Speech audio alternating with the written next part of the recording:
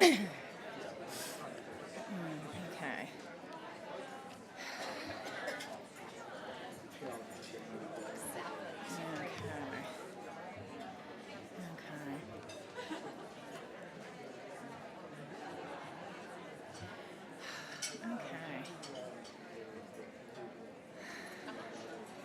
Good morning, everybody. Good morning. How's everybody doing? Good dine around town? Was anybody up at 4:42 to see the orange moon? Good, good. Good, good. How many people have seen a bear so far? Well done, well done. Okay. All right. So, well, this is going to be a power-packed day here. We're sort of day 3 into the ThinkXChange. This is a big one. We are starting off with our top 10 for 2Gen, which is the policy agenda we've been working with many of you on to really kick up a lot of this great action that's happening across the country and really using it to inform and move a policy agenda. Later today, we're going to really be talking about the power of networks and stories, and then some great breakouts and some fun along the way. So fasten your seatbelt, and we will get going. The conversation this morning, I wanted to kind of shake it up a little bit, where there's so much expertise and energy in this room. And we also have a phenomenal sort of panel that are incredible leaders on many of the aspects of the top 10 for 2Gen. So what we're going to do this morning is I'm going to just lay out some of the background, the strategy, the approach, and the principles, and then really let our fabulous speakers bring it to life. Then we're going to go into conversation with all of you. And so we're going to make sure the mic movement is part of like a fitness routine. So be ready to stand up, state your name, be concise with question or comment, so we can get as much interaction going. And certainly we hope the dialogue will continue out throughout the day. As many of you know, it's been a very deliberate 3 years here to sort of put together this policy agenda. And we have worked with many of you in that process. Obviously, you see that in the credits, you see that in the past roundtables that we've done, but this has really been a culmination of work of folks in the field in partnership. And it's always been a principle of Ascend to operate in a co-design, co-create way. So just reminding us about some of the footsteps that took us here. Back in 2012, as many of you might remember, we put out a first report talking about 2 generations, 1 future, really laying out the case for the 2-generation approach. There was some early work from folks in the field, whether it was from Tulsa, Oklahoma, other places like Jeremiah, that had some really cutting-edge 2-generation programs, but to really try to bring together the data, the case, and some of the examples. We moved forward over the past couple years, then producing the gateways to 2-generation approaches with Joan Lombardi and the Ascend team, looking at early learning and 2-generation approaches. Just last month, we partnered with Alan Weil and the National Academy of State Health Policy to look at the Affordable Care Act and 2-generation approaches and outcomes. So we've been kind of on this march to really be looking at how policy and practice come together through a 2-generation lens. And just for us, reminding us all, I think we all sort of share this perspective, but from sort of Ascend at the Aspen Institute, we wholeheartedly believe that the best policy is created if it is, 1, informed by the voices and experiences of families, 2, builds on best and next practice, and 3, builds on the data, the evidence, what we know works, and how that can come together for sort of most effective policy and systems change work. Celinda really had some fantastic information for us yesterday, really illuminating where the public is on thinking about the 2-generation approach. And for a lot of our work over the past couple years, we've done both focus groups, we've done polling, but to try to keep our pulse on where what we're hearing from families and what we're hearing from the public. And I just think as we enter in this conversation, we should really have that tailwind at our backs when we think about 70% of the American public saying that they believe if you are going to help a low-income child be successful in the early years, you need to invest in the parents. That 89% said that a two-generation approach is a great way to break the cycle of poverty and still held in at 70% if you increase taxes. So there's a lot more great data that actually backs up some of the specific policies, but I just really want us to feel the support of the public behind us in this work, because we also think a lot at the Institute about the political will and the leadership. And I think there's both an appetite and an opportunity from the public side as well as the political will side to move this new agenda. So when you look at the top 10 for 2Gen that's on your chairs, you will see it is really meant to be an invitation for opportunity for change that's multi-sector. We are certainly targeting where we see opportunities at the federal level. We kind of have a 2 to 3 year kind of scorecard we're creating with all of you about what can we actually move on these top 10 in the next 2 or 3 years.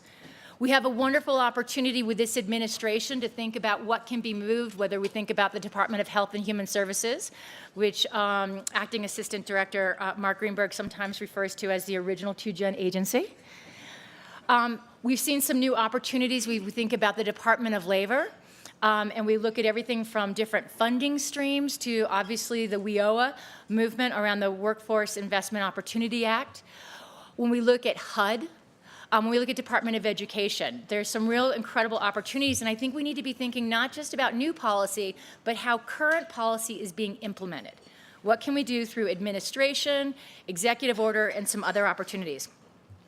We also believe for the two-generation approach, there is a huge amount of opportunity for innovation in the states and tribal communities. We were really thrilled to make partnership grants with many sort of leading state budget and policy centers. That is a wonderful, actually, concentration in the West. When we look at Washington, Colorado, Utah, Montana, that are really looking at some new policies and actions through a two-generation lens. So, and also with some of our tribal partners that are from Alaska, but there are other tribes that have expressed interest across the country. So I just want to sort of think and keep our eye on the prize. One, this is multi-sector. Two, let's think about what can really move effectively at the national and federal level. And then three, how are we really pushing innovations at the state, tribal, and local levels? So as we do this work, we all sit in different places. Some of you are practice folks, some of you are researchers, some of you are policymakers, some of you come from the private sector, some of you are funders. We really wanted to put out 6 guiding principles that could help unify our work, and we thought that were very sort of important, almost as core values. So from the beginning of how we've entered here, we started our night with Reverend Vivian Nixon sort of kicking off a conversation. How do we bring our values into our daily work? I think it's really important not to lose the power of our values in our policy work. It's a very powerful way to bring people together from different places. And so for us, 2 things that Celinda said was one, that the strength of support around 2Gen was so broad and so deep that it actually almost felt like core values. And so this values frame, both on looking at from that perspective, but then also thinking about these principles, which really, when we think about the power of principles, principles are really the norms. They're the values. They're the lens that you sort of view your work. And so for us, we had the 6. First, they're all quite simple, but they're quite important. First, to really measure and be accountable for outcomes for children and parents together. A lot of policies that we work on will sort of implicitly speak to maybe parent or child, but how can we be more explicit? Second, how are we thinking about engaging and listening to the voices of families? One of the things, this has been a deliberate investment and approach for Ascend along the way. It also is with many of you. Actually, at least a third of you in this room from the beginning of the Ascend Network back in April to now have actually done deliberate focus groups or engagement strategies with your audience. This is actually a real core value and principle that I think everybody shares in this room. And many times it's not just listening, it's making sure when you listen and there's a new approach or a course correction that in fact you do take it. 3, how we foster innovation and evidence together. The movement towards evidence is powerful and important, but the sort of gold bar evidence, certified programs, that's a small number. I think it's very important. We think about the work that you're all doing, and what we have been partnering with you all is an innovation pipeline. There is so much promise in this room. And so how do we build that bridge, that competency, that capacity that can take this innovation and all of this promise and really feed it into evidence, so that while we are building, we are also building evidence and also building our capacity in that area. This is something that we're very passionate about, and it definitely keeps us up at night. How are we aligning and blending systems and funding? Whether it's from federal to state or across agency, if we're thinking about those outcomes for children and parents, how can we blend and braid systems and funding in new ways that are effective? Fifth, how do we prioritize intentional implementation? This is something we've talked about both from past analysis or evaluations, the importance of consistent implementation, intensity of effort, is a critical factor. And so a lot of times when we think about policy, we think about the legislation, we think about the bill. I actually think the greatest opportunity for us in our work is how we are doing our implementation. And so when we have our policy framework, we sort of have 3 buckets.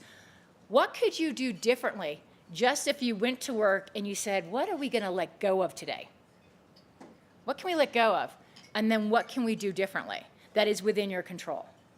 Second is, where do I really have discretionary ability? So when we think about TANF, for example, there's discretionary room. How can I play with things or do things differently? And then third, where is it that I really need new funding or new legislation or policy? So we're all excited about that, certainly on the far end, but I think being very intentional about what we can do differently here and now that's within our own power, there's a huge amount of great opportunity. Lastly is thinking about is critical. How do we ensure equity? And when we think about equity, we've been deeply committed to how do we bring both a gender lens to our work and how do we maintain a commitment to racial equity. This is something that is both in how we do our work, how we track the data, but I also think it's how we build our cultural competencies. And so I want to sort of embrace the fullness of that, and that is, I think, an important opportunity for us to be infused and inextricable to our policy, but I also want to pull out it's very relevant to how we do our work. So those are sort of the 6 principles. They've come, many of you might say, hey, that was my principle. Take credit. This has come out of roundtables, whether one of our first roundtables, we've had them in Washington. We've been down in Texas with the Ray Marshall Center, with the Foundation for Child Development, and Chris King and his crew. We've been out here in Aspen. We've been at the Packard Foundation. This is lifting up your voices to, again, build a policy agenda that's owned by many. So as we go into the top 10, these were meant to be pretty specific. When we looked at our 10 policies here, and I'm not going to go through them all because I'm going to really kick it to our speakers in a second, but we wanted to find policies that were ripe, that were ready, and that were relevant, and that they were actionable. So you'll see everything as you go through the report, everything from looking at Head Start and early Head Start. When we think about the sort of the original 2-generation program, the war on poverty, Head Start really brought the values of 2-generation to life at that moment. So we build from that. And so as we think forward, how are we thinking about the second part of that promise on also engaging parents and families? When we think about home visiting, the opportunities to also expand that to education, economic supports, broader supports for families. You'll see how do we think about workforce, employment. So all of these, they cross-cut. Some are more relevant at the national level, some more at the state level, but that's for us to have a good discussion. So with that said, I would like to sort of, we're going to kick it over to our panelists, and we're going to kind of go boom, boom, boom down the line and go into conversation. And you'll see we've been intentional to bring a diversity of perspective. So I'm going to do an introduction of everybody first, because then we're going to go family style and into conversation. But first I'd like to introduce Mark Greenberg, who probably doesn't need an introduction to most of you here in this room. He's the Acting Assistant Secretary for the Administration for Children and Families at the U.S. Department of Health and Human Services. Mark has worn many hats, both over the beginning of this administration, but also for Georgetown University and in the policy arena. He has been a diehard fan and partner to all of the policies on low-income families. He's going to kick us off with really sort of taking a look about what does it look like from the Department of Health and Human Services and the Administration for Children and Families. We're going to next go to Elise Rosenblum, who is the Executive Director for the Employment Pathways Project. Elise is hot off the trail from the Clinton Global Initiative. Elise is passionate and has done incredible work on linking youth to employment pathways. And one of her sort of guiding principles is, okay, guys, how are we really thinking about engaging employers? Not just talking about them, but really bringing them to the table. So she's going to really sort of pull in looking at some of the workforce opportunities and engagement of employers. We then have Paula Sammons from the Kellogg Foundation. Many of you have had the privilege of working with the Kellogg Foundation, which has been a really leadership institution in the two-generation work, is going to talk about sort of family economic security, education, the work of the two-generation approach that they are doing at the Kellogg Foundation. We then are fortunate to welcome Jim Bildner, who is a managing director for the Draper Richards Kaplan Foundation out in California. He's also a trustee of the Kresge Foundation. I need more coffee. Jim has been, Jim and I think, is Christine Robinson here yet today? Yay! Welcome, Christine, who came in over the mountains in the middle of the night. So welcome, Christine, and welcome, Jim, who both came a little bit later. And we said nice things about you in the beginning of the conference, but I'd like to actually say it while you're in the room. But I really want to actually thank the Kresge Foundation, which has been one of the leading foundations really thinking about the lever of human services, which is obviously an incredibly important lever to this work. And we're one of the pioneering foundations that really took a risk. You know, we've all talked about risk in long term, so I want to shout out to the Kresge Foundation. Jim's going to talk a little bit about not just some of the work of Kresge, but also thinking about the flows of capital. He loves capital. We love that. And then Reggie Bika is going to bring it to life as the Executive Director of the Colorado Department of Human Services and an Ascend Fellow who has really been leading some of the work at the state level. So that's what we've got. With no further ado, I'm going to turn it over with Mark to start us off. So Mark. Great. So thanks very much, Anne, and thanks everybody. It's wonderful to have an opportunity to be here. I was able to come in yesterday and have a bunch of informal conversations yesterday afternoon. As you can probably tell, this is not the first time that Anne and I have discussed these issues. We've done so a bunch of times over the last number of years. And at ACF, the Administration for Children and Families, we've had Anne and her colleagues come in and talk to senior leadership. We've had Ascend Fellows come and do a presentation for ACF staff. When I read the top 10 for 2Gen, I was not surprised, but I certainly was struck by how many of the top 10 intersect with the work of ACF. And I've shared the top 10 with program heads across ACF so that they've already begun reading it. So, and I will, over these next few minutes, I'll mainly talk about ACF, but I also do want to indicate, I mean, Anne, I think, very correctly noted that this has broad implications across lots of the federal government. And it is a time in this administration where we work really closely with the Department of Education, with Labor, with HUD, with Treasury, and you can list the rest of federal agencies that where there's close ongoing engagement. And so there's lots of intersection issues. And you know, and again, I'll focus specifically on the ACF part, but that's only, I think, a significant but small part of what's potentially involved here. So, you know, what as Anne noted, we do refer to, or at least I do refer to both HHS and ACF as the original two-generation agency. And for us, we have responsibilities that include, but are not limited, to Head Start and child care and child welfare and child support and TANF and refugee programs and the unaccompanied children program and the Community Services Block Grant, and marriage and fatherhood programs, and domestic violence, and runaway and homeless youth, and asset building programs, and more. So lots of these intersect.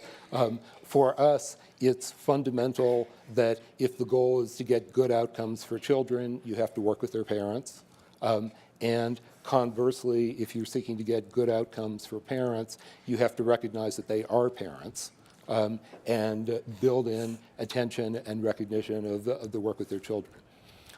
I should note that for us, we don't typically, most of what we do is actually not run the programs ourselves. We instead give out money in the range of $50 billion, and it is to states and Head Start agencies and community action agencies and other grantees, and we have responsibilities to ensure that they're in compliance with law.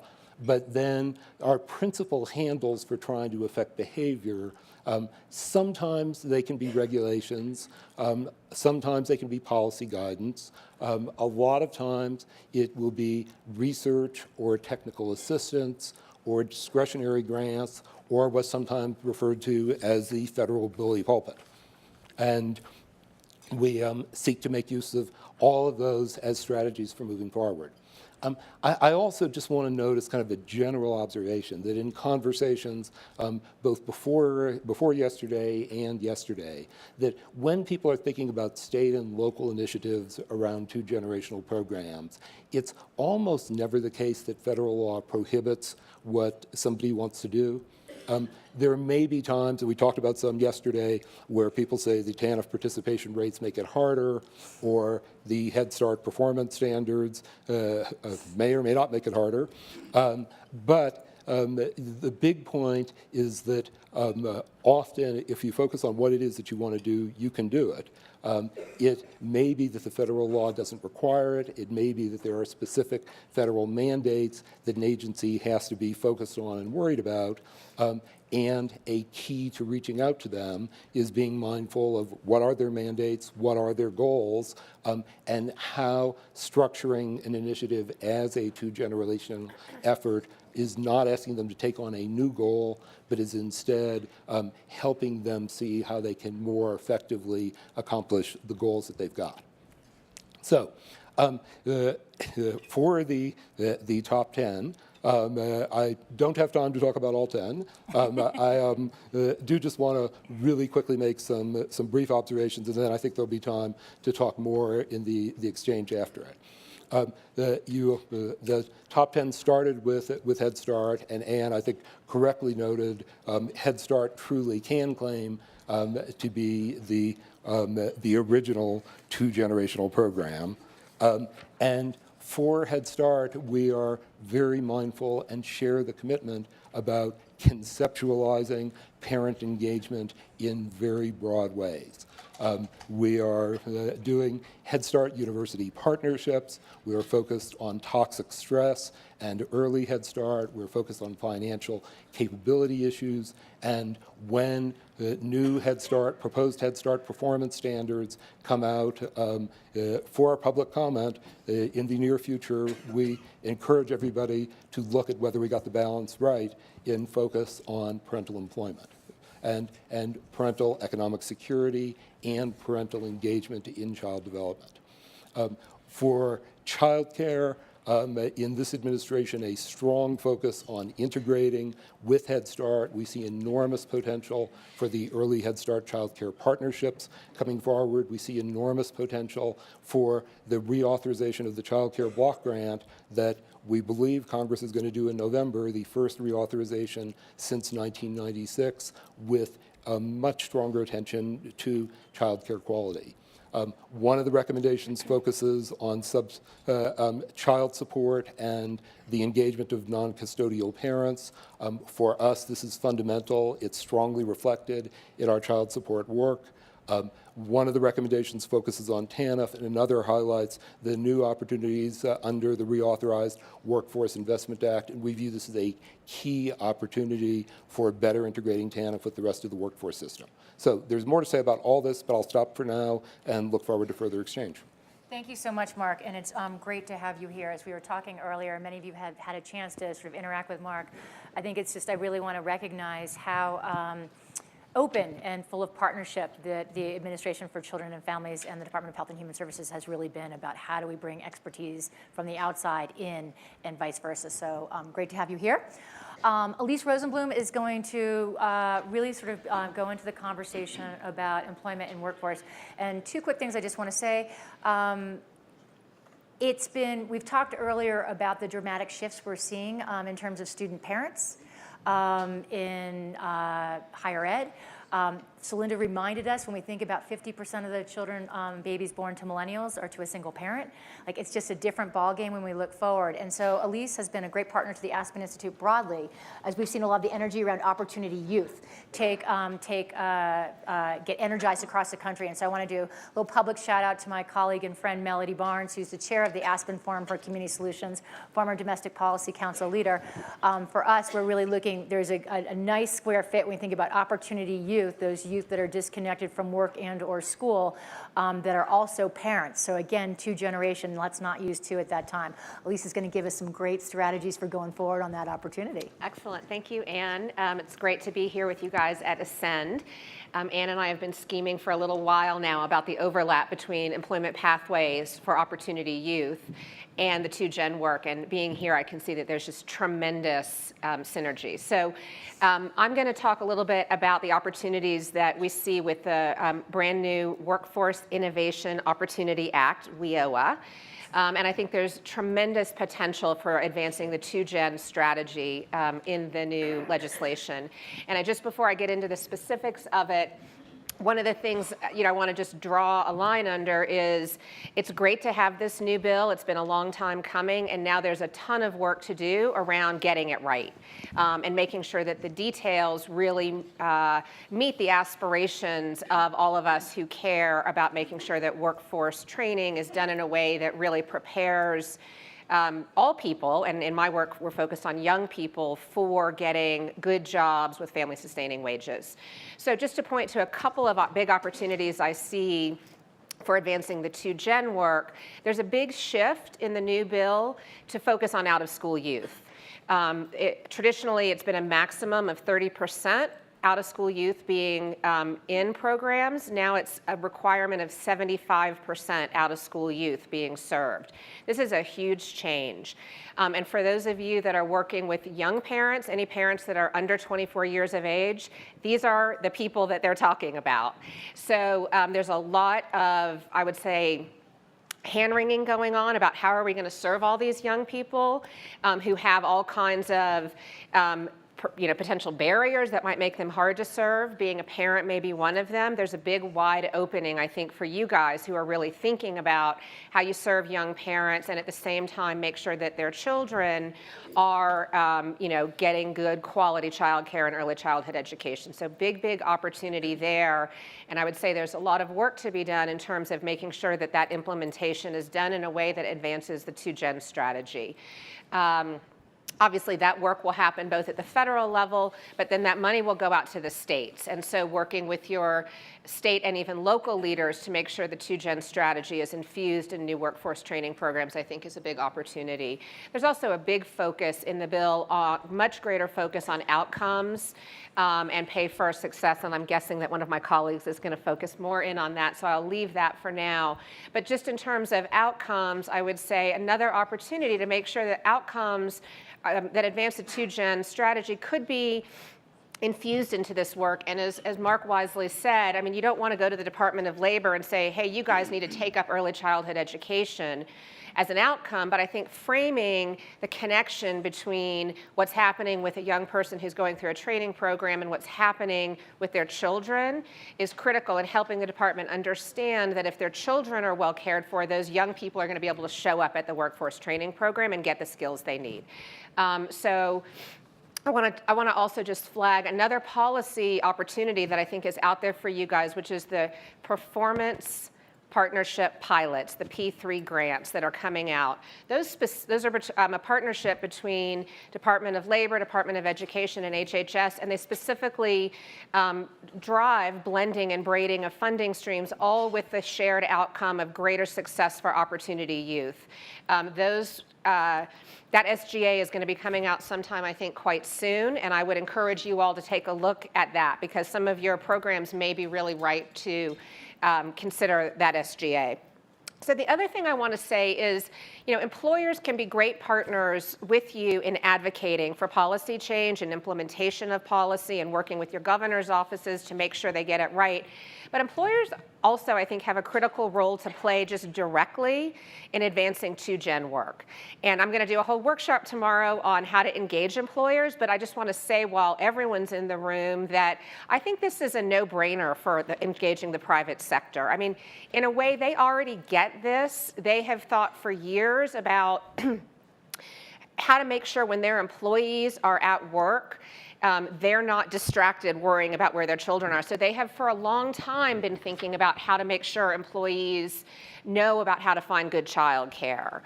And they, I think, will be quite strong partners, both because you'll be helping them on that front, but also to the extent that you're doing workforce training, helping them build the talent pipeline they need to grow their business. So, we'll spend a lot more time on that tomorrow, but I just want to say, if you can think about, how you're helping to meet the needs of employers in your communities and helping them solve some of their problems, I think you'll be quite effective at engaging them as partners. And then the last thing I want to flag is that we have a brand new resource out there to help anyone who's thinking about engaging employers and creating pathways to employment for young people called Grads of Life. It's a brand new PSA campaign that the Ad Council is rolling out. That's what we launched last week at CGI. I encourage everyone to go to the gradsoflife.org website. We've built a whole platform to help employers take action and think about how they can do things like greater mentoring, internships, school-to-work training programs, and hiring. So many of you guys are already doing this work, and we would love to get your successful models up on the platform and case studies of the employers you're working with. And I'm happy to talk offline with folks about, much more about that. Thanks so much, Elise. Fantastic. And so now we're going to kind of hear from 2 philanthropists. And I want to just for us, we talked about this in different forums and in the opening night. But when we really think about how we bring about social change and the power we have between public-private partnerships and how we really engage philanthropy, incredibly important kind of catalytic or glue fuel. I think both Kresge and Kellogg have their own interesting stories. Kellogg, the Kellogg Foundation was really all about kids. So why does the Kellogg Foundation care about 2 generations, Paula? All right, good morning. It's a great pleasure to be here. It's a little bit early for me, even with a 2-hour Michigan time gain, but still a gift. And my vice president, Carla Thompson, who unfortunately couldn't be here, she sends her regards, and she also sends me. So, so I'm really excited to represent Kellogg to talk about how we're thinking about advancing both the principles and the policy recommendations listed in the top 10 list. And our foundation, we really have a mission of creating the conditions that help children and families be more successful. And we have the high-level goals of educated kids, healthy kids, and secure families. And we also have 2 overarching approaches that we use in all of our work around racial equity and also civic engagement. And really holding up this, the other thing I wanted to say is, even though we have a priority focus on children 0 to 8, we know the critical importance of investing in parents, especially around economic security, and all of the research out there really tells us that when parents are economically secure and healthy, kids do better in all kinds of ways. And so in the spirit of holding up one of the 2-gen principles around aligning and linking systems and funding streams, and also the cross-system collaboration, I just wanted to put out this premise, and that is parents and kids don't exist in silos, and neither should our solutions. It seems like a really simple concept, but obviously it's very difficult to put in practice for a whole host of reasons.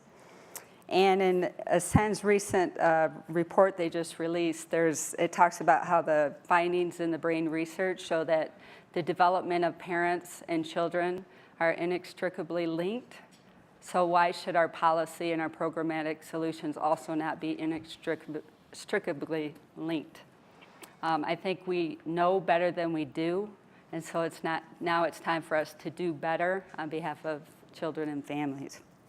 And so the first example on how foundations really help to create the conditions and move this work forward to connect the dots, especially around field building.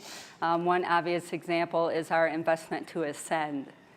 They are really helping to connect the dots, bring all of us together. And after 3.5 years of this work, it's this incredible 2Gen movement, all the network partners and everyone you see in this room. So it's really great work under the visionary leadership of Ann Mosley and all of her team. And then the second example I want to hold up is our investment to the National Skills Coalition and how we help support policy advocacy groups. They were really instrumental in working with business leaders to advance a job skills sector-based career pathway strategy, and many of their recommendations did end up in the new WIOA law, but as well as also being in the administration's job training advancement plan, that there's $2.4 billion attached that are going to be going to communities, and I think it's an opportunity for some 2Gen partnering. But they're also raising the visibility around the SNAP employment and training program and helping states and communities really take advantage of how to access those dollars, which happen to be very, very flexible. And so parents can get job training, but also pay for childcare, books, supplies, transportation, all of those things. And the exciting part is that with the changes around the SNAP ENT program, they're going to be doing 10 pilot sites in the states.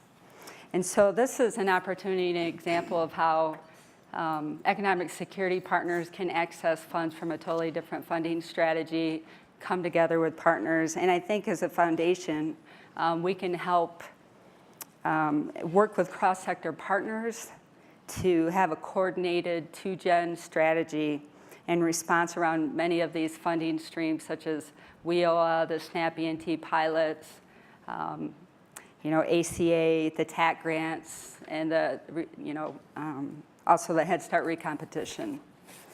And then another example on connecting the dots and braiding funding, we have an investment to Washington State. And the Prosperity Agenda is really leading that charge, but it's a partnership between the Department of Social and Human Services, Department of Commerce, the community and technical community colleges, also the Head Start and Early Head Start Association and their partners, and many employers and nonprofits. And it's really about reforming the TANF system, changing the culture, reducing the churn rate, to help TANF mothers get good jobs through an employer sector-based employment training opportunity. And also with that, the project includes all the comprehensive wraparound bundled services, access to the IBEST program, transitional job strategy, also, of course, education and job training, asset development, and then the financial coaching is not only going to happen with the parents, but it's also going to happen with the Head Start staff and the DHS workers to have more of an empowerment training model with their clients. And then finally, the one other principle I really want to lift up in this 2Gen paper is around engaging and listening to the voices of families. We know that it's deeply critical and important, and it's a core value of the Kellogg Foundation. And in our education and learning work, many of you know we recently launched an RFP around transformative family engagement. And it's really beyond the traditional parent involvement activities, but it's about empowering parents to really be leaders and key decision makers in their children's education. And it also ensures the shared responsibility of families, schools, and communities aimed at improving student outcomes. And so that's one solution that our foundation is pursuing that we feel can influence both education policies and investments. And so already in California and Connecticut, there's a budget line item in the state budget for transformational family engagement, and our grantees are implementing that work. And we also have a lot of grantees in this room who are doing that work, such as Avance, the Manaus Fund, and Acelero Learning. And so just in closing, our foundation's really excited to be advancing many of these principles and policy recommendations, and just trying to bring solutions that don't continue to silo parents and kids, but bring whole family solutions. So thank you. Thanks, Paul. That's great. And so on to Kresge, which has really done incredible work and is moving into the field of thinking in their own world about alignment and integration. And Jim, with his many hats, brings a passion to the human services lever, but also just really getting very focused on economic and social mobility here in the U.S., where are the big ideas and the big strategies and how to make sure capital meets that. So Jim, thanks for being with us, and look forward. My pleasure. One of the advantages of being fourth is I get to riff off of all the other things that occurred. And here's a little known fact. When Mark was talking, I realized that I actually began thinking about these issues in 1975, before Al Gore invented the internet, when I was working on Mondale's Subcommittee on Children and Youth, when Sid Johnson was there.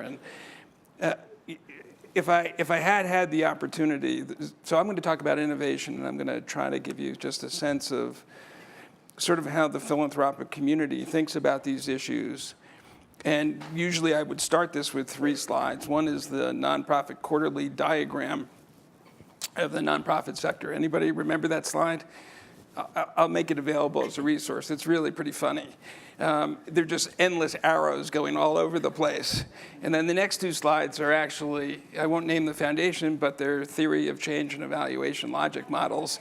And how many of you have had to do those? Yeah, exactly.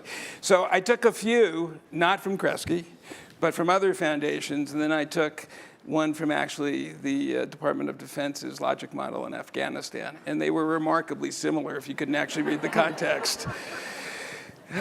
Which leads me to the fundamental point that innovation, when we think about innovation, whether it's in the philanthropic context of a foundation or at Draper Richards Kaplan, where I have just the pure pleasure of actually trying to identify social enterprises and social entrepreneurs that are trying to make fundamental changes, by definition, there are no random controlled trials that are available. We're not looking to fund proven models, because we're in the business, whether it's Kresge in some respects, but certainly DRK, and with my other hat, I'm affiliated with Harvard, where I'm actually the interim director of our social enterprise program. We're really looking for system change. And I am totally sympathetic to the siloing, and I'm totally sympathetic to, what Reggie does every day, and certainly what Mark has to deal with. But these problems are so codependent. You know this. As Reggie and I were talking before, and it's like, well, what are you going to talk about? And I was going to talk about the magic wand where you put it over a problem and then it's instantly solved, which is clearly not. You talk about workforce development. I mean, I've had the pleasure of looking at, as a social enterprise, a private sector, one of the largest private sector actors in Georgia, who has created something called 12 for Life. And that is just an unbelievable workforce opportunity. The Secretary of Education just recently came down there and identified which is obvious, which is everybody understands the supply problem. Very few people have actually answered the demand problem. And here's a unbelievable example. Go Google it. It was just profiled in the Wall Street Journal of all places, and Fortune. And so there is real opportunity. So I underscore this idea that it's too easy, so easy to get trapped in what you can't do. And when Ann suggested to each of you, go to work one morning and say, what can I set aside? The truth is, you have very little discretion, for most of you, because the regulations that control your work are enormous. And so that subset of issues is a relatively small issue. from a philanthropic standpoint, actually, truthfully, we're all in this cone of silence, right? Ha ha. If you walk at the Aspen Institute, you will see explicitly, actually, the old Kresge. You will see our capital challenge grants in some of the dorms and rooms you stayed at, and you'll see it in some of the halls that you'll be at. And I'm not going to talk about Kresge's particular point of view because I'm lucky enough to have great program officers and a team that support me like Christine, so she can do that. But I will say that in 2005, we looked at this landscape and we looked at the challenges that we face, and we decided that capital challenge grants in and of themselves are insufficient to solve this kind of problem, and we innovated ourselves, to the chagrin, by the way, of many, many, many, many organizations who liked us being agnostic, who liked the idea that at the end of the day, if a community wanted to raise money, then we would just pile on, to a point of view that what we're all about is really trying to face these issues square on, have a point of view, try to use our money collaboratively. And the best place to see that, and I spoke to Ann last night, if you want to really see innovation taking place, come to Detroit. I mean, philanthropy there has stepped up for the first time to do things that it was never really intended to do. We monetized the DIA's assets to permit the bankruptcy. And here's a place at ground zero where we can innovate, and this 2-gen strategy has never been more relevant to that space. So for those of you who have not been to Detroit, come. And for those of you that are there, the work is just beginning. Happy to take questions later. Thank you. Thanks so much, Jim. Wonderful comments. So I think, Reggie, we've known each other maybe 4 years? 4 wonderful years. And I feel that you have always been in my life. So Reggie, Nisha Patel, who has been tweeting about us this morning, one of the other authors of this report. You can always count on she's up early and tweeting away, in the cone of silence, of course. But we met Reggie about 4 years ago, and it was a couple days after you had just streamlined the food assistance application process. So it was a happy day. And we met Reggie, we said, hey, we're starting this new fellowship at the Aspen Institute, and we've been watching you. He looked very nervous, but he jumped onto the chance, and I have to credit Letty Bass, the executive director of the Chambers Family Fund, who kind of connected us right away. And Reggie has been an inspiration to us in many ways about this work, because every day he is leading a very important agency here in Colorado that has $2 billion, 5,000 employees, and I know that Reggie and his team wake up every day to think about how are we going to be better tomorrow. And we actually had the privilege, we've done a couple leadership retreats with his team, where we have put up on the wall under the leadership, what are our adult serving programs? What are our child serving programs? And Reggie was like, we're not going to have any new programs. This is about how we're doing our work differently.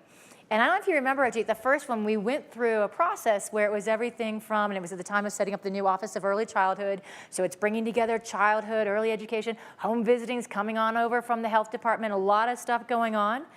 But to say, what does this also mean, not just for child, but for parent? And then on the adult side, whether it's food assistance, employment services, but how are we then also caring for the child? And we went through what were the barriers. And so everybody listed up all those problems and all those challenges. And we said, what is in fact in need of a waiver? What is sort of more of a perception? And it was really a kind of a breakthrough moment when we sort of thought about where do we have flexibility and where do we not, but also just bringing leadership teams together to have this kind of conversations. So Reggie, I just think with his team in Colorado has inspired some other human services directors that we're seeing across the country. In Tennessee, they actually are going to be having a statewide summit following up a lot of your leadership. But obviously, I have no passion for the state human services, clearly, or Reggie. But Reggie, talk about what you're doing, and you also said when we did our first big, robust peer review, you said, I want a list, and I want to go down it each day and make change. And so talk with us about that. Thank you. Well, first of all, a tip for all of you. Ann is president of my fan club, if you hadn't noticed. I love Ann. Don't we all love Ann? Yes. But here's the tip, because many of you may have an opportunity to be invited by Ascend to speak on one of these panels, and here's how it goes. You'll get a phone call, and they'll say, Reggie, got this new movie. We'd like to close out Tuesday night with your movie. And then about 3 days later, you'll get a phone call, and they'll say, we got this great idea. The top 10 list is coming out. We want you to kick off Wednesday morning on the panel, which all sounds like a really great opportunity up until about an hour and a half ago, when I'm like, this morning stuff comes really early in the mountains. In all seriousness, I have to give Ascend huge, huge kudos for putting this list together. Isn't this a remarkable policy list? I talk with lots of folks across the state and across the country about two-generation approaches to overcoming poverty. And without question, folks say, yeah, that makes a lot of sense. What can we do? Here is what we can do. This list has no relevance if we take it back and say, nice job, Ann, and we put it on the shelf. This list, to me, is a true call to action. It's an opportunity for all of us, whether we're at the federal government, the state government, local government, nonprofits, academia, philanthropy. We all have a responsibility to take this list of policy ideas and put it into action. But here's why it's important. In the United States, we still have policies, budget initiatives, programs that we operate each and every day that are based on the notion and belief about families in the late 19th century and early 20th century. The Social Security Act was passed in 1935. The war on poverty was in the 1960s, 50 years ago. Even TANF, passed in 1996, is now 20-some years old, right? The realities are that families have shifted significantly. They look different, they act different, they have different needs.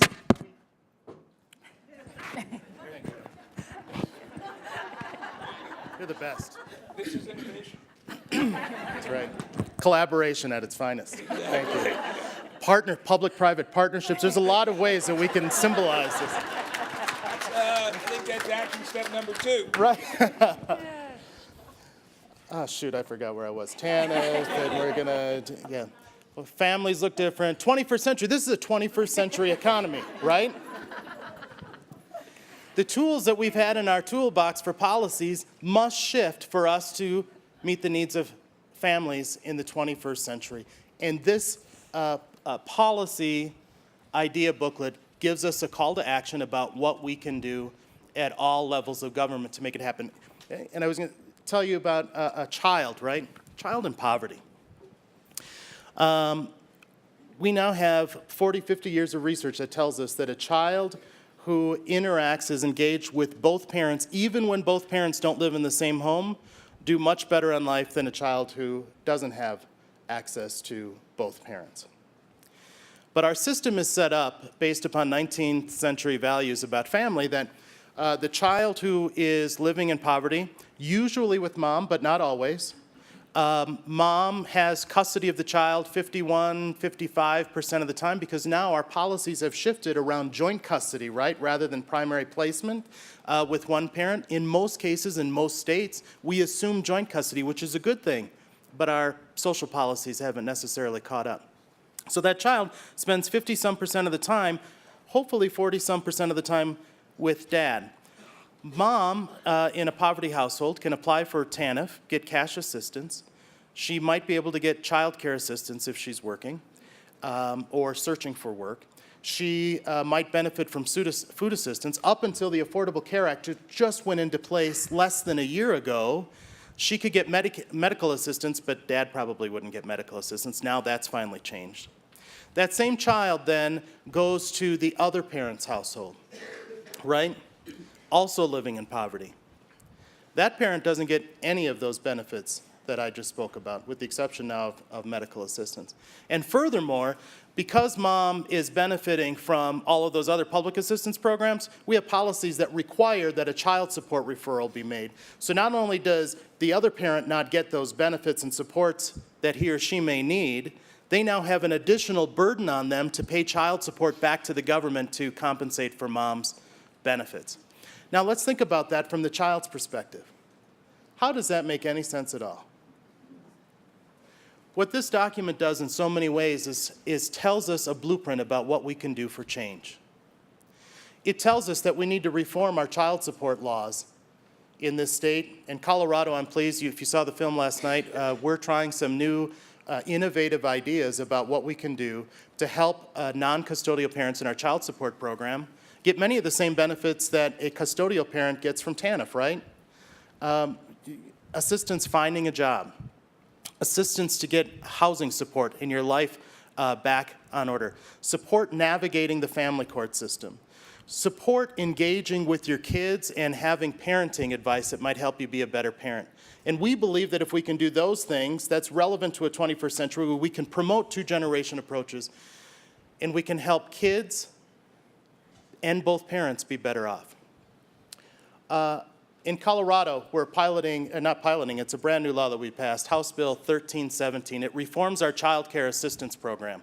Look, the old arguments about child care being either a work support or an early learning strategy need to be behind us. Child care must be both a work support and an early learning strategy to advance us in the 21st century. Our House Bill 1317, which I might point out was highlighted in the book today, was passed this year, and it moves us. It's the first, we believe, the first law, state law in the United States that references a two-generation approach. So we're very proud of that. But it also increases the number of parents who will be eligible for this work support. It also says that we need to help child care providers get better. So there's new resources to invest in child care programs that serve families, children from low-income families. It creates a tiered reimbursement system to pay child care providers more who provide a higher level of care. It provides payments for holidays and vacations so that our child care providers can get the time with their family and the break that they need to provide better care for their kids. These are the types of policies that all of us need to implement if we truly believe in a two-generation approach. And I can't believe that if we really advance our social policies to the needs of 21st century families, we are going to be best prepared to make certain that families of the 22nd century are the strongest that American families have ever been. Thank you. Thank you, Reggie, and thank you, everybody. Let's open it up for conversation here. So mic runners, get steady, everybody get ready to move a little bit. But put your hand up and just be ready to introduce yourself and question or comment. And if it's directed at anybody specifically, just say so. So the gentleman right up here up front. Hi, I'm Ed with United Way of the Bay Area. I first want to thank you for the clarity, brevity, and focus of the report. It's something that I'll actually read rather than ask a Vista to read and tell me why I should care about it. So thank you for that. And whenever you have that kind of focus, you have to listen to people complain about why their pet idea isn't there. So I want to celebrate that and then engage in that annoying behavior. Cool. Awesome. Two things that seem to be missing to me that are surprising to me actually are a set of policies tied in with immigration reform that focus on undocumented youth. And then the other thing that seems missing, you, Reggie, brought up excellent points about non-custodial parents. There are also non-custodial, non-parent caregivers, grandmas, aunties, siblings, neighbors sometimes. And what do policies look like to support their economic success as they participate in the caregiving of our children? Great question. Do you guys want to start? Well, great comments from my standpoint. I'm a practical guy, so the first thing I went to was, so should this be a top 12 list? Or is there some policies we should take out of here to replace with the recommendations? The hard part when you create a top 10 list is you have to make some very tough decisions to have really important policy issues like you recommend lay on the cutting room floor in order to prioritize these, which I assume Ascend had to do. But they're both very, very important issues. On immigration and migrant families, I would also point out that there are many initiatives in here that benefit all families, regardless of legal status, history, and all families can can benefit from many of the proposals that are in here. So I think that immigration and migrant families were not specifically pointed out, but I do think that their needs, issues, and many of the opportunities that are presented in this policy document are referenced or will be enhanced as a result of this work. So thank you for your comments. Let me just say a quick word around undocumented young people. As I talked with some people about this yesterday, as many of you probably know, ACF has been very heavily involved in the issues around the unaccompanied children who've arrived in increasing numbers in recent years. Principally from Guatemala and Salvador and Honduras, in many cases fleeing terrible violence in the countries that they've come from. When the children come, we at ACF, through a network of grantees, provide shelters and a range of important services for them. We then connect them with parents, relatives, other appropriate sponsors in the communities. We really don't have any meaningful structure of services after we place them in the communities. We are pleased that we were able to expand legal services with some funding in September, but it's still quite limited in relation to what the overall needs are. So I particularly highlight for everybody, as you think about sort of things that are and need to be done in your communities, recognize that there is now this, this number of kids coming in each year who are really not tied to a meaningful network of social services after they arrive. That is still, fundamentally a small share of the total number of undocumented children, and there are a broader set of issues which obviously also connect to broader issues in immigration policy, but I thank you for raising it, and I think it's crucial to be spurring those discussions. And then just a quick response, and then we'll go right back to, I think, Utah. But I want to appreciate and affirm your comments, and I think they've been ongoing parts of the conversation, so wanting to have a focus of a start place.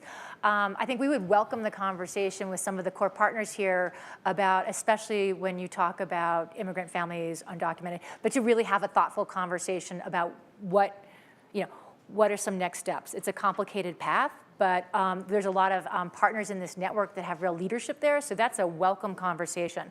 One of the things that we're very careful when we're back at the office and when we went through sort of thinking through just our strategies, our partners, it's really important to be highly aware the diversity and the complexity of families.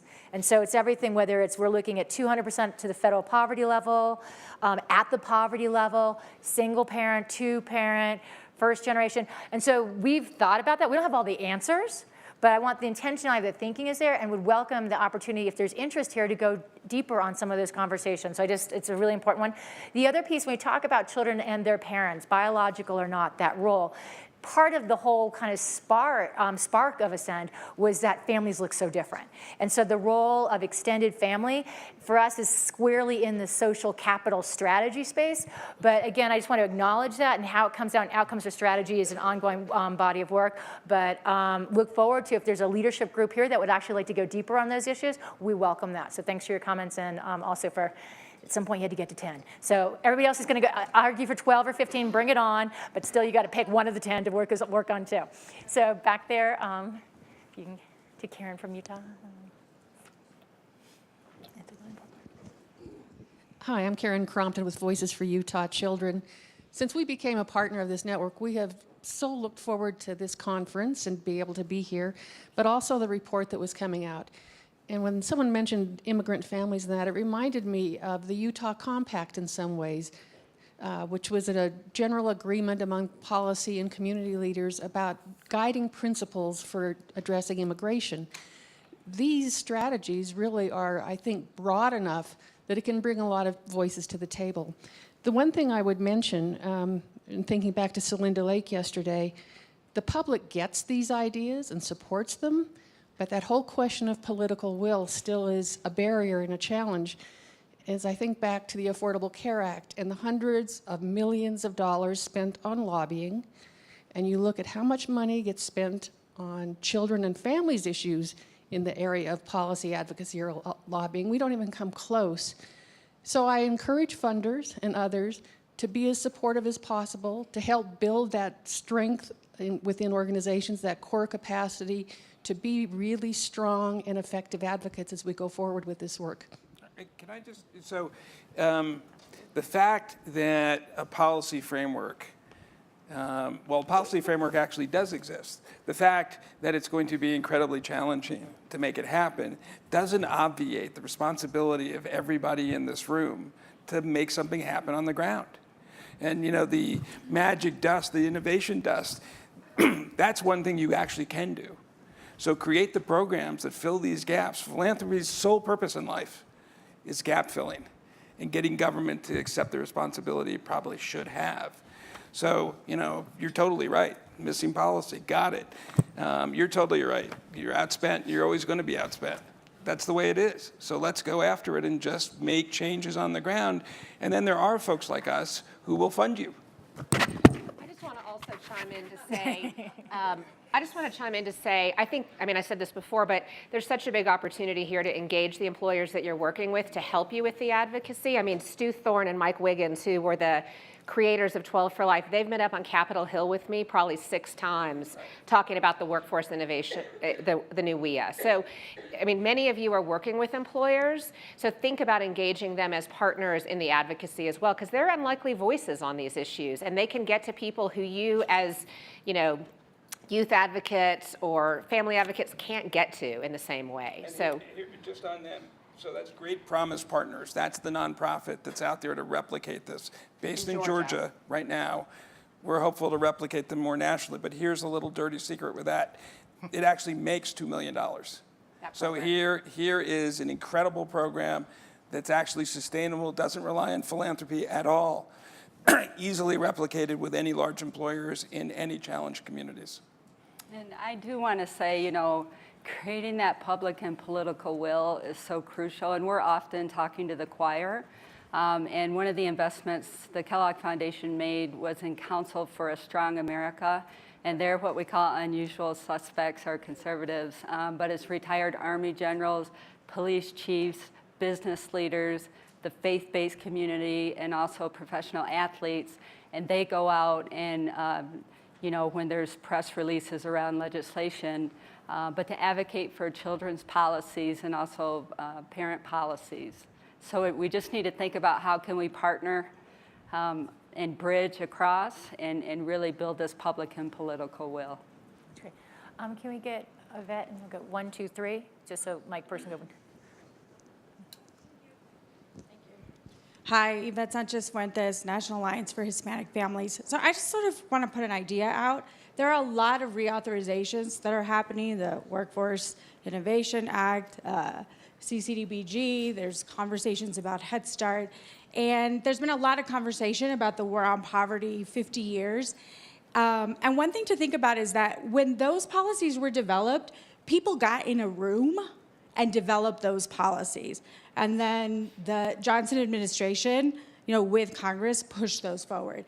And I just noticed that over the last couple of days, with all of these reauthorizations happening, it's happening very much in silos. Some of us are involved in the workforce piece, some of us will be involved in the CCDBG, in the Head Start, and other pieces that come along. But if we're really talking about creating new policies to serve families in the 21st century, whatever families look like and our communities have changed, maybe it's time to rethink how we go about advocating and making policy. It's an excellent suggestion. Any responses up here? Besides, working group. No, I think. Let me actually just say one quick thing following up actually around WIOA, which is that we think it's crucially important that human service agencies around the country be actively involved in the implementation. There's a bunch of things that we're doing and will be doing around materials and webinars and outreach and highlighting opportunities. We think that what has often been the division between the workforce system and human services is not in either of their interests. and that the directions that are going to be taken as implementation occurs locally will be fundamentally shaped by who's involved and how they're involved. So we really strongly encourage it. Just one quick thing I want to say on that, and especially it's an excellent point, because I've been sort of bugging Mark for a while about we need an interagency task force, let's get the CrossFit, or how do we bring the agencies, which have been phenomenally collaborative. And so we've been sort of working below the radar, building on some other innovation streams or cross collaborations within government. But your point about also holding ourselves accountable outside, I think, is a fantastically important piece. And so I would further encourage on that concept, I'm actually quite serious, is how we think about the principles, even taking it further to what are some of the specifics we might ask for in different reauthorizations and or different funding streams. Yes, of course. Is that as somebody who's been involved in a lot of policy work, part of what we know is that legislators listen to you before they listen to national organizations. And those folks can definitely put principles and ideas out. But at the end of the day, Senator Alexander is going to call the folks from Tennessee and say, what do you think about this? And so I really do think that there is a huge opportunity as all of these reauthorizations are coming online to think about how, as a community, we come together to figure out what that is, and then hold ourselves accountable, but hold government accountable and hold legislators accountable. That's fabulous. Thanks. And John? Hi, John Fox Rubin from the Manaus Fund, and we run the Valley Settlement Project in this valley. And the question is really, what are we doing about labor laws? Because there is an incredible underground economy of highly vulnerable, undocumented workers that are doing everything behind the scenes here and throughout Aspen and throughout resort communities and rural areas where the families that we work with really don't have access. And there's a huge social equity issue where the wages they're accepting and that they're not able to fully declare. It's very recent that they've started using temporary tax identification numbers, but the employers are complicit in this, but they don't have a way around it either. So it's hard to be an employer that fully complies. And so the question is really, what can we do to bring this to light in a way that's not going to scare the broader policy folks, but not just keep it underground? So it's kind of like that elephant in the room, so to speak. Do you want to start, Reggie? It's your state. I'll give you a break. Wow. Watch this, watch this. We have great programs like the Manaus Fund, who's helping to come up with creative, innovative ideas to reach out to those families to help fill the gap. Look, this is a very real issue that goes beyond a two-generation approach to really talk about federal labor laws that need to be better executed, that we need to talk about how we hold businesses more accountable, how we can help migrant folks organize and communicate with a much stronger voice. I think there are many strategies that need to come together in order to address the issues that you've outlined. In the meantime, programs like yours that is finding innovative ways to bring early education, access to computer technology and skills to immigrant families in our state is a brilliant strategy. And one of the things that we think about in our agency, and Marianne Siders here from the Office of Early Childhood in Colorado, is how do we make certain that our state regulations don't get in the way of the innovative ideas that you're coming up with in order to meet this very important vulnerability in our state. Yeah, and I think that one other thing I would just say quickly on that is I would connect, if you haven't already, with Lynn Johnson, who's working at the Human Services county level, because she has also worked business to business. Meta level, big issue, and some other conversations, but I also think the Roaring Fork Valley is one where it is a relationship community, so there might be some other offline strategies about that, but it's a larger issue raised, but and maybe Elise later can talk to you about some employer stuff. Susan and then Rick, and then I'm going to look over here. Oh, sorry. Susan Sturm from the Center for Institutional and Social Change at Columbia Law School. First, again, kudos. This is really exciting. My question or comment is really about the relationship between the principles and the policies, and whether that's a potential way to engage with some of the comments that you've been hearing, and to do that in a way that might be explicit in another version of this, right? So just to illustrate with two and then get your comments. One, the engaging and listening to, engaging not only in focus groups but also as leaders, which is part of your our values, the voices of families.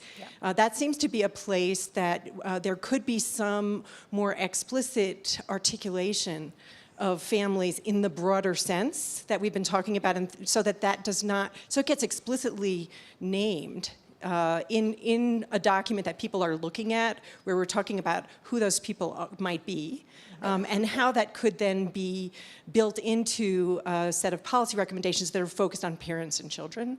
And similarly, with ensuring equity, we heard about immigration. I think there's also the criminal justice population, and the way in which in the mass incarceration is something that's cutting across a lot of these challenges that we face. And so in the equity section, it could be described as a practice of asking insistent questions about who's not included, because we know whoever you list, just as with the top 10, there's going to be the 12 or 13 that are not listed, and whichever group you list, there's going to be a group that's extremely relevant and important that isn't listed. So that's a comment and then question about whether there would be a way to model this. Like, how do you actually take the principles and apply them in the way in which we advance these kinds of policies, and how can you help us and the nation do that? Okay. Do you want to start? Do you want to start, Mark? Well, let me just talk about one of the principles, which is the evidence and innovation. We, as I think everybody often hears, we're a strongly evidence-based administration. At the same time, we very much recognize, as Ann and others have alluded to, that often experimental findings only answer a small fraction of the questions that people who are operating programs or providing services have to deal with each day. So part of the challenge is, how do we build the experimental base? Part of the challenge is, how do we proceed in a world where we're never at the end state of knowledge? And how do we identify sort of what are the innovations which just sound interesting and, and lots of people ought to know about? What are the points at which an innovation has reached a state of maturity at which it makes sense to think about evaluation? In a context where evaluation dollars are limited, and hard choices have to be made about what to prioritize, kind of mapping out the range of ways of how we distinguish between spurring conversations, sharing information, technical assistance, how it gets qualified to emphasize something hasn't been rigorously evaluated, but it looks promising, and here's why. And I think, frankly, for us and probably for lots of others, we are still trying to determine how you best strike those balances. But it feels like, particularly in an area where we're seeking to spur and encourage innovation, and necessarily that means that a lot of times that's not about replication, that's a crucial conversation for us to all be having together. I would just say, I'm certain your question wasn't intended for me. Notwithstanding that, I just say that the point of innovation, so one of the things I tell all the folks I work with is, let's not let perfection beat good. And I think we could all stipulate that there is so much work that needs to get done. And there are so many voices already here that, one of the things, the reason why I'm here, frankly, is to just try to encourage as much as I can folks to just get some stuff done. And then it's an iterative process. You know this better than everybody. But I've seen processes in different sectors get stopped, because you can't, in the first instance, include every possible and important voice But here's one that just is crying out for help. Every person that is not being served today, one way or another, is getting some services. So if you follow the capital flow, it makes no economic sense to allow what we have take place. And so these things just need to get addressed. I mean, that's just where I'm coming from on it. I will make an answer, but does anybody else want to add? Because it's a great question. So I think part of the trick of this is you can have a 100-page document or you can have a short document. So we're very intentional about the principles. And then we are very intentional about both each of the top 10 are different sizes of levers. There's slightly different strategies. And I think Yvette's piece about what's cross-cutting, and then the complexity of families. So say if we just look at post-secondary and what are the student supports and financial aid, there is a diversity of different families represented in this network of some of the folks who are the leading practice, some leading researchers, and some policy innovations. And so the trick will be, how do you want to dig in? This was an invitation to you all. We are a get things done kind of group. We're quite serious about what's going to move in the next year because there are ripe, relevant levers. And so it's kind of like an opt-in. We have partners that represent all of the families that have been mentioned, and that was highly intentional.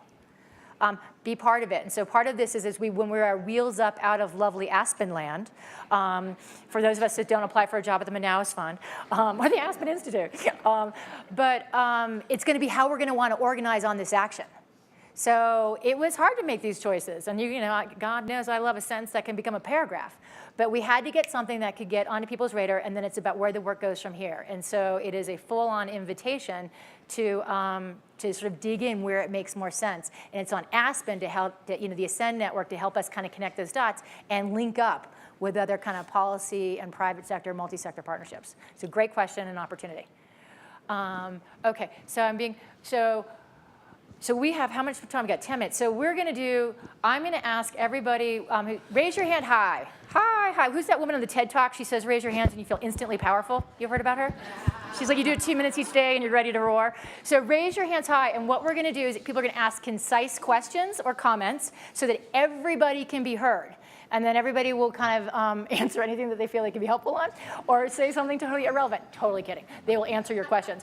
But I want to make sure everybody is heard, and then we will wrap up. So starting with Rick, but really raise your hands and don't be shy. That was intended for me, right? Okay, real quick, and I think this really just picks up on the prior two questions, and that thank you again in allowing us to participate in this and critical piece of work. But I think, what Yvette mentioned a moment ago with these opportunities coming forward as we open up these authorizations, and you kind of already alluded to it, Ann. So what's next? How do we then, what's the execution plan to use this as a backdrop or tenets for follow-up work, either state by state, locals? We've already, with our communication team is pushing it out and celebrating it. But then there's some actionable items then that have to occur. Who's going to do it? When's it going to occur? What's the path forward? And that's my concise question. Awesome. Thanks, Rick. Hands up. So can I Absolutely comment on that? I think quickly. The answer to that question, Rick, is an individual one that should go 200 plus ways for all of us in the room. What is our individual action plan to take back 1, 2, 10 of these ideas and do what we can in our positions, in our local communities, in our states, or to influence our federal partners to move this forward? Great. Donna. Morning. I'm Donna Cohen-Ross. I'm from the Department of Health and Human Services, the health side. Mark and I have come across the country, but we also sometimes do come across the street, which I'm really happy about. So I'm a little late to this party, but really happy to be here. I found this document so helpful because it helps us get specific and concrete.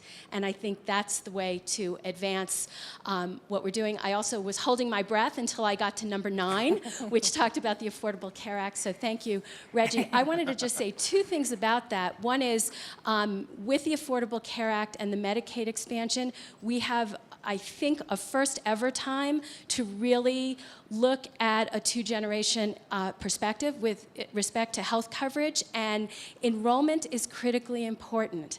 I want to underscore what Mark said about, very often what you want to do is allowable. You may feel like there are barriers or constraints, but there's a way to, there's no magic wand, but there's buried treasure. There's a way to figure out how to do what you want to do, but people who are eligible, and I'm talking about through Medicaid, people who are eligible need to be enrolled. And also, I wanted to just leave you with one important thought, and that is on the financing end for Medicaid, the states are our federal partners. So if there's something that you want to do and you can get your state to play ball, we can have a robust conversation about what that is. So thank you. I'm really happy to be here. Awesome. Okay. Is that Patrice? Hi, this is Patrice Cromwell from Annie Casey Foundation. First, I just wanted to thank you for making the decision on top 10 and printing it. I think it's very hard. We are coming out with a report in November. We've shared each other's drafts, and part of this is amplifying these ideas and getting messages out. So I really wanted to thank you for this work, and I think they're excellent. We'll be releasing our report with our 50 Kids Count advocacy network. So I think one commitment would be for us to work together to figure out how to leverage our partners like Karen and others to take both of these policy reports and follow up on specific actions. So I'm excited to work with you on that going forward with my colleagues at Casey. Absolutely. And I want to do a shout out to many of you are working directly with the Annie Casey Foundation, as with Ascend and Casey, and I think both with Patrice's leadership on 2Gen, as well as the Opportunity Youth, is a great bridge builder, but also with Mike Laracy, how do we think about federal and state? So absolutely. Other hands. Hi, I'm Sarah Janecka with United Way for Greater Austin. As we know that children with savings, even a small amount, are 4 times more likely to go to college and 7 times more likely to graduate. But many Andrea, of our did you pay policies, unfortunately, many of our policies are, while well-intentioned, are punitive for families who are trying to save, especially in Texas, where I'm from, where we do have some pretty severe asset limits. So how can we leverage this top 10 to try and make it easier for families to save? That's great. Jeanette, and just raise your hands high. Don't start being shy now, because it's all over if you start being shy. Can I just comment on that one question? I know we're trying to be quick. No. You're going to wait till the end. You've just been shut down. You get your last word, because we're already over time. Michaela's going to get mad at you. All right, fine. Jeanette. Okay, that all whole about thing Michaela. does not count against my time. It's all you. It's all you. You're all good. He bad, you good. I'm Jeanette Paez-Espinosa. I'm from the National Crittenden Foundation, and the document looks great. We saw it earlier on and think it looks really great. My comments, I think, are more about the context in which we present it. So it struck me over the last 2 days that most of us operate at the nexus of race, immigration status, gender, and classism, right? But we don't talk about it. It's kind of assumed. We don't talk about the difficult stuff. And so when I looked at the list of principles, though I know they are not in any kind of priority order, and I see equality or whatever it was, Equity, right, at the yeah. bottom, it bothers me. Okay. So I think if there's a way that if we're going to be successful with this 2Gen thing, it has to also be a social justice movement. So how do we infuse that in the language? I recognize that when we're going to the Hill and different contexts, right, different audiences, different messages, but I think it's important certainly to the population we represent. So now to get back to the 10. I think given that lens that we need to be really, really vigilant as we move this out, those of us who choose to take pieces of it, which we certainly will, that we look at it with an eye of who's likely to get left out. And for us, that's young parents, particularly young mothers. So I hope we can make a commitment just to use that lens and to be sure that in this diversity of 2Gen populations, that those most vulnerable don't remain invisible. Thanks, Jeanette. Roxy and Tamika. Yep. I'm Roxy Jurdy with the Community Foundation of Sarasota County. And thank you for what you've done in assembling all these really smart people. All of us are smarter than one of us. But what I am feeling is I'm recognizing gaps in our work. And I would love the practice. You've got the principles, or what do we have here, and then the policies. But I would love to figure out with you or all of us, I know I need to do more with community colleges. And you say, oh, there's 20 here. I need a better connector on practices so that that can get me there faster. So however that can happen, I know that would really help inform my work, our work. So suggestion. Great. Thanks, Roxy. Tamika. Hello, everyone. Tamika Henry from Oscillero Learning, and also an ambassador with this program. I just wanted to say thank you for inviting me to be part of the conversation, and thank you for allowing the voices of participants of the programs that are represented here to be heard. After skimming through this, it gives me hope. It gives me more hope. I have made strides. My family has made strides since 2012 with a lot of the policies and programs that you all are pushing. And I keep saying you all, but now we all are pushing, right? I skimmed through it and I'm like, even though I have set goals and met goals, I still fall in 80% of what's in here. And so I just want to thank you for pushing the good work, bringing all the great minds and brains and brilliancy together. And I'm looking forward to helping move this work forward and sharing this information with other parents to let them know that although you may feel like, you're at the bottom, there is hope.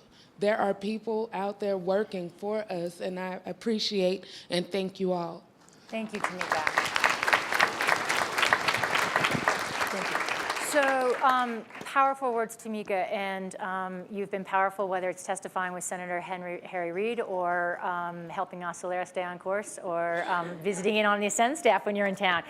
But very quick, if anybody's got a closing comment before we move to break, but I just want to go Reggie on down if you've got a last word on that, and you can kick off with your action plan. But fantastic comments from everybody, not enough time to address them all, but that is about the work going forward. So.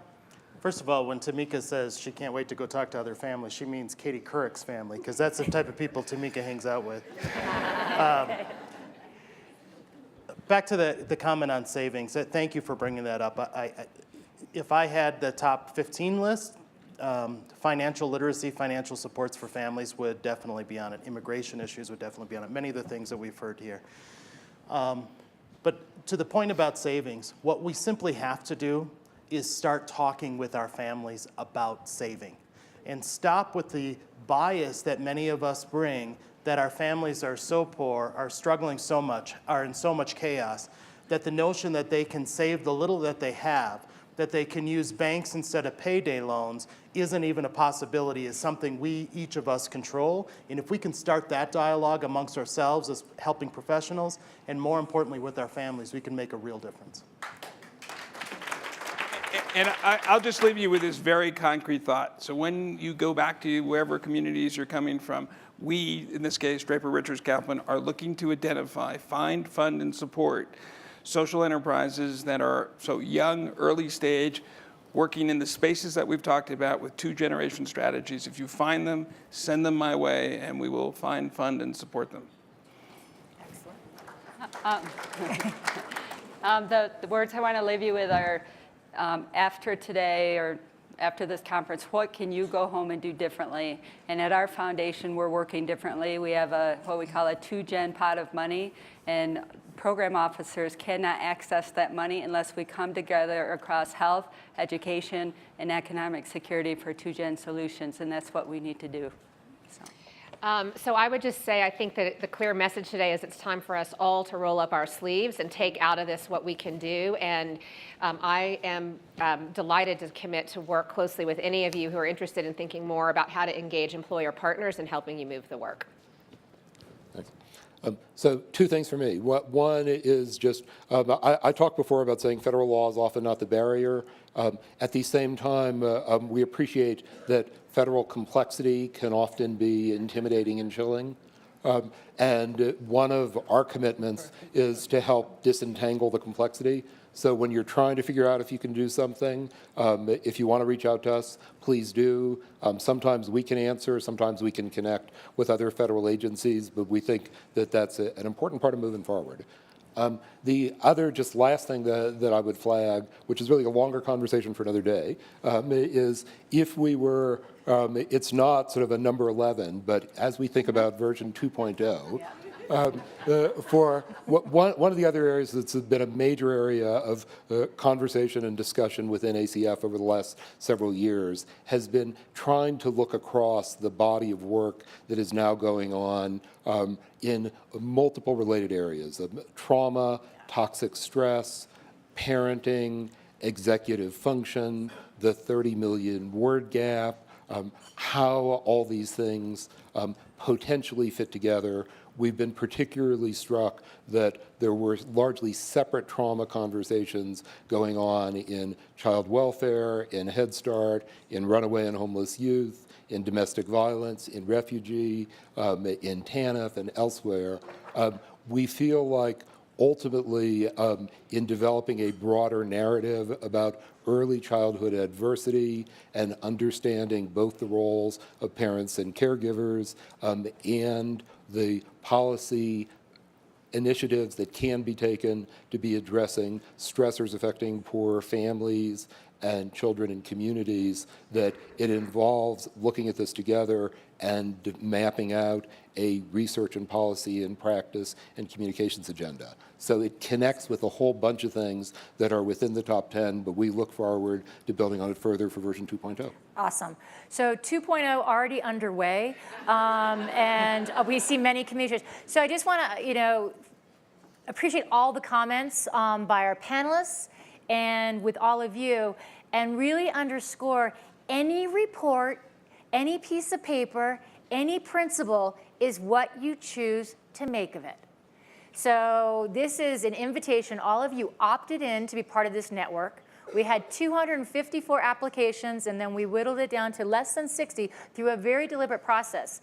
And we know that we're going to be opening up in a second phase because there's more work that's following. People are going to be following us, collaborating with us. And so this is something, how we effectively organize, where are the crucial conversations, the critical next steps. This is going to be an ongoing theme as you're preparing to be Wheels Up. What are you going to commit to? And all of it has to help you have better outcomes where you live or where you work, or else it's not going to bring value. So guiding principle we always have, what are our values that drive our work? And what is the value that we bring in a very complicated world? So one of the things that I will say for the Aspen Institute is we've been trying to be very intentional with all this great energy that's been bubbling up around the two-generation approach to actually be kind of a little bit below the radar, to try to get our act together. How are we connecting? How are we thinking about these complexities? How are we creating a framework that's going to sort of be relevant and be right, but then not be too complicated and cumbersome? So when you figure it out, send me the memo, we'll follow. But at the same time, literally the week before we were coming, there were 2 senators that were hot on the trail to get into 2Gen. And one who's actually got a nice runway of time before they're up for re-election. And I only share that because, and I was like, you have to wait. We have to have this time here. The questions, they were asking the right questions. And I actually have Congress, again, this is just the Ann Mosley policy, political change strategy. Congress is last on my list, to be honest. I think there's so much more opportunity with the agencies at the federal and the state level, and even in state legislatures. But I'm sharing that because there is such a hunger for a new way to solve these old problems. And so for us, it's really incumbent about what does this look like when you're in the policy arena, but we also know ultimately change happens in place. And so whether it starts with all of our families to all of our communities, the need to kind of be out there connecting dots, and whether it's, Kellogg, we've been mapping all the federal funding streams in places, all of the network partners, all of our colleague foundations. How is this going to come together so that we really are able to amplify our impact in the right way? So more to come. Thank you again to our phenomenal panelists. Come on up, Michaelia. We've eaten up our break. It's not my fault. Michaelia's going to tell what's going on. Weren't we just talking about accountability? I know. All right, good morning.